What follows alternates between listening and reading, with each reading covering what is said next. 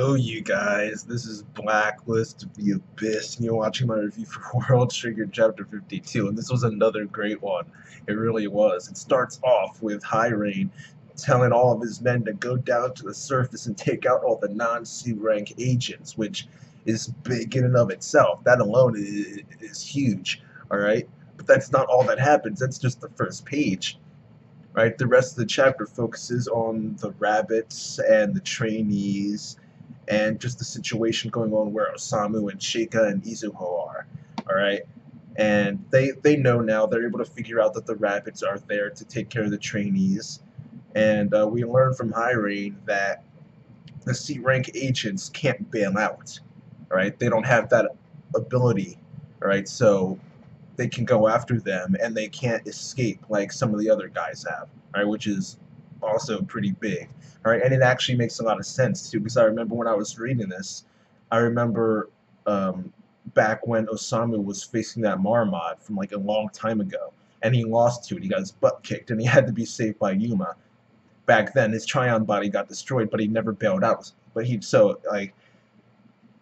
now it makes sense because he couldn't bail out because he was still a C rank agent at the time. So yeah, it all makes sense now. But yeah, C rank agents can't bail out. So they all start to try and run away. I realized what the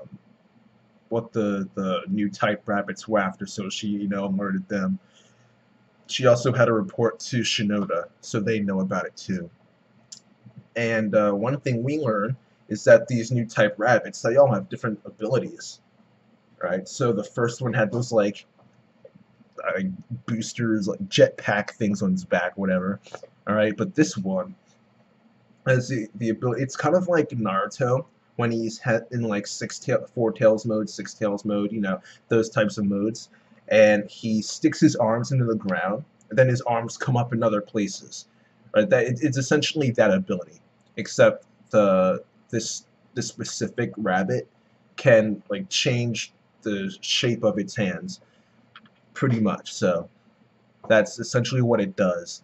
And I ends up getting captured by that rabbit. It grabs her and turns her into one of those orbs. It's the same type of orb that Kazuma's squad found a while back. Well, not a while back, but still. And that one dude that got captured, I forgot his name, but he got captured, and then they took out the rabbit, found that inside. So, the answer to how that got there. Yeah, seeing as though I'm assuming is not gonna I'm assuming these guys are gonna be rescued somehow. When I say these guys, I mean the people who got turned into those orbs. I'm assuming they're gonna be rescued somehow, because now that has been turned into one, I honestly don't think like I is randomly going to leave the series now and like be captured or something. Oh, actually, if she did get captured, that'd make for interesting developments in the story, because then they would go after her. I doubt they just abandon her or something, because she's too important of a character. So they'd actually go after her, which means we would have Border leaving Earth and going to like After Crater, or like going under the ship. That would actually be a really interesting development. Now, actually, yeah, I'm kind of hoping she does get legit captured now. Oh, that'd be pretty legit. Yeah, I'm actually kind of hoping for that now, but I doubt it'll happen. Oh well. But she ends up getting captured by, as in like inserted into the stomach of the rabbit, not like sent to the ship and then they leave and go to their own planet or whatever. Like not that type of capture. Hasn't gotten that bad yet. But she's been captured, all right. And Osamu, he tries to take out the rabbit, but that doesn't really work well at all. he gets one-shotted, well, not one-shotted, but he might as well have been. He got slapped away. And Sheikah, she was supposed to run away with the rest of the trainees, but she was like paralyzed with fear because her brother and her friend have already been captured by neighbors, Tryon soldiers specifically.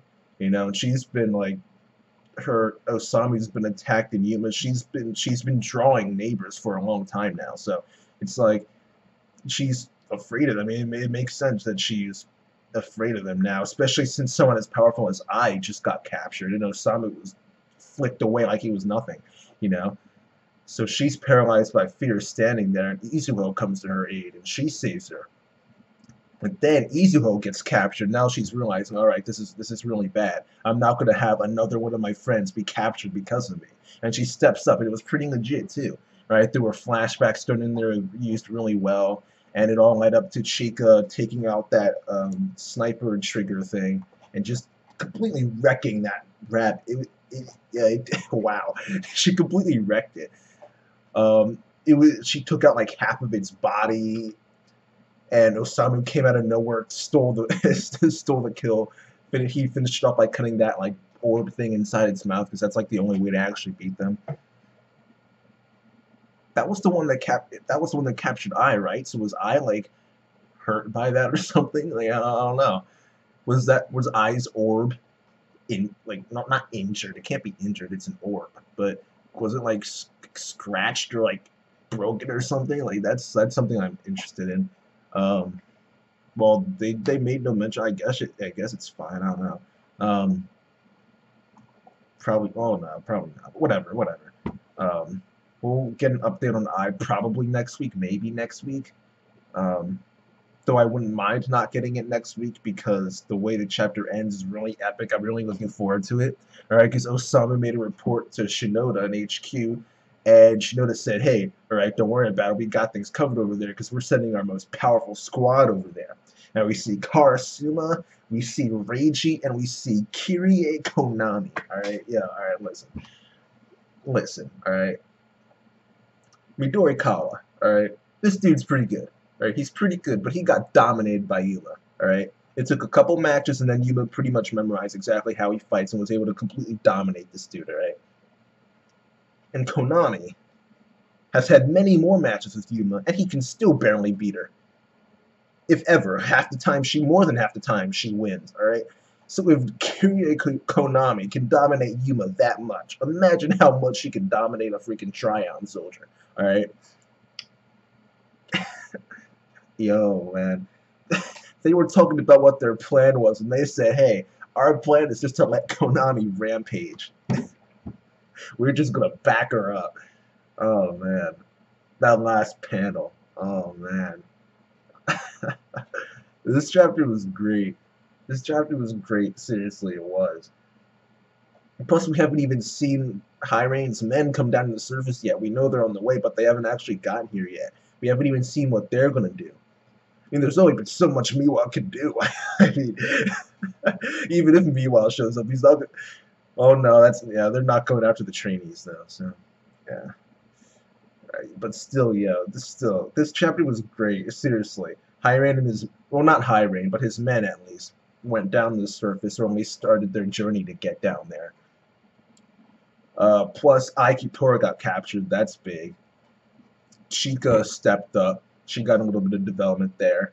Kirie Konami is on her way, along with Reiji and Karasuma.